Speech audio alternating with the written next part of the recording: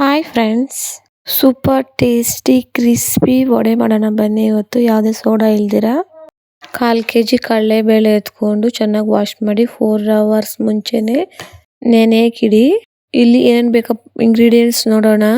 ಕೊತ್ತಂಬರಿ ಸೊಪ್ಪು, ಸಬ್ಬಕ್ಕಿ ಸೊಪ್ಪು, ಪುದೀನ ಸೊಪ್ಪು, ಕರಿಬೇಳೆ, ಆನಿಯನ್ನು, 1-3 ಮೆಣಸಿನಕಾಯಿ, 1 ಬೆಳ್ಳುಳ್ಳಿ, 1 ಇಂಚ್ ಶುಂಠಿ, ಚಕ್ಕೆ, ಲವಂಗ, ಸ್ಪೂನ್ ಸೋಂಪು.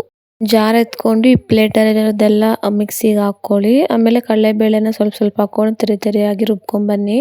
ಇಲ್ಲಿ 3 ಸ್ಪೂನ್ ಕಡಲೆಬೇಳೆ ಎತ್ತಿಕ್ಕಿರಿ. ಎಲ್ಲ ರುಬ್ಬಿದಾದ್ಮೇಲೆ ಒಂದು ಬೌಲ್ಗೆ ಟ್ರಾನ್ಸ್ಫರ್ ಮಾಡಿಕೊಂಡು ರುಚಿಗೆ ತಕ್ಕಷ್ಟು ಉಪ್ಪನ್ನು ಹಾಕೊಂಡು ಕಟ್ ಮಾಡ್ಕೊಂಡಿರೋ ಸೊಪ್ಪನ್ನೆಲ್ಲ ಹಾಕೊಳ್ಳಿ.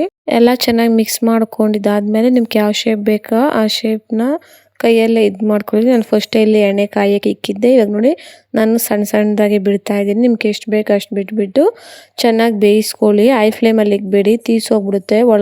ಆಚೆ ಎಲ್ಲ ಬ್ಲ್ಯಾಕ್ ಇರುತ್ತೆ, ಒಳಗಡೆ ಮಾತ್ರ ಹಂಗೆ ಬೇಯ್ದಿರ ಹಂಗೆ ಇರುತ್ತೆ. ಚೆನ್ನಾಗಿ ಕ್ರಿಸ್ಪಿಯಾಗಿ ಬೇಯಿಸ್ಕೊಂಡಿದ್ದಾಯ್ತು. ನೋಡಿ ಟೇಸ್ಟ್ ಮಾಡೋಣ. ಸೂಪರ್ ಆಗಿದೆ. ಒಂದ್ಸರಿ ಟ್ರೈ ಮಾಡಿ ನೋಡಿ. ಇಷ್ಟ ಆಗಿದ್ರೆ ಲೈಕ್ ಮಾಡಿ, ಸಬ್ಸ್ಕ್ರೈಬ್ ಮಾಡಿ. ಬಾಯ್ ಬಾಯ್.